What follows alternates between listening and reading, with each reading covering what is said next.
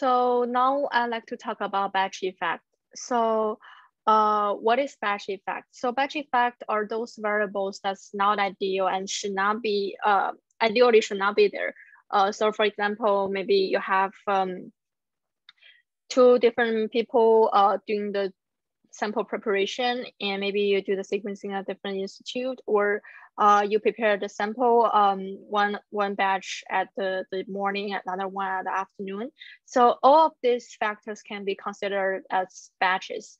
And sometimes sample from the same batch might cluster together, but there is actually no biological difference within between batches. It's just the other factors are taking actions and are showing this difference.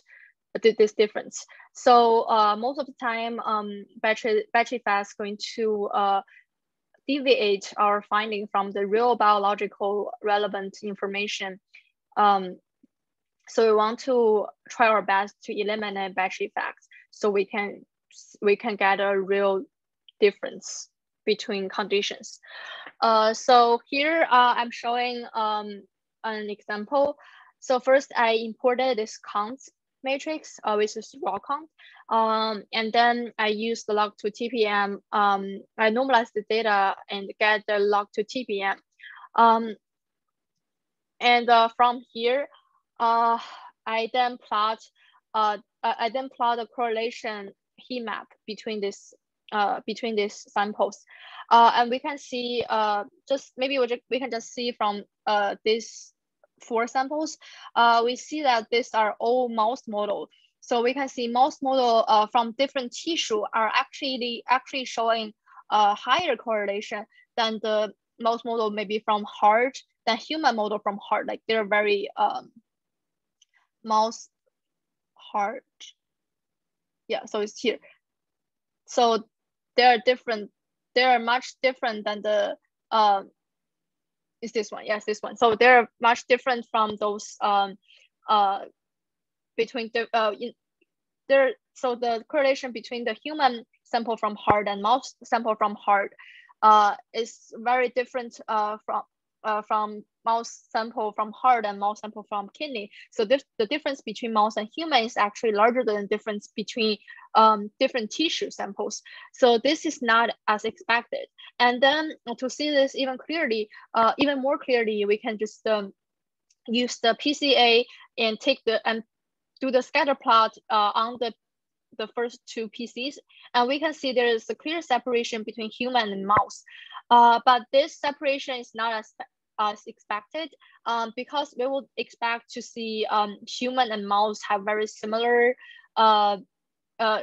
is very similar to each other. So we can use the mouse model to study human disease.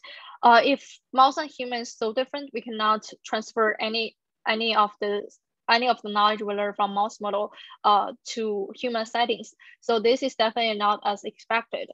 And also, if we look deeper into this data, we can see the mouse model has a cluster 5, batch 5 and 1, and the human samples is from batch 3 and 2. So they're from different batches, and so we will not be able to say whether this separation is because of batch effects or the separation is because of some real difference. So to eliminate this batch effect, we're using combat. So here we can see we in this function we pass in the log to TP, the normalized data count, and the variable that we are interested in removal. So the batch, and after the batch effect, we do a PCA on it, and we see the plot. So after the batch removal, we can see there is no very clear separation between human and mouse anymore. This makes so that tells us the first finding of this human mouse separation is actually not real, but from the batch effect.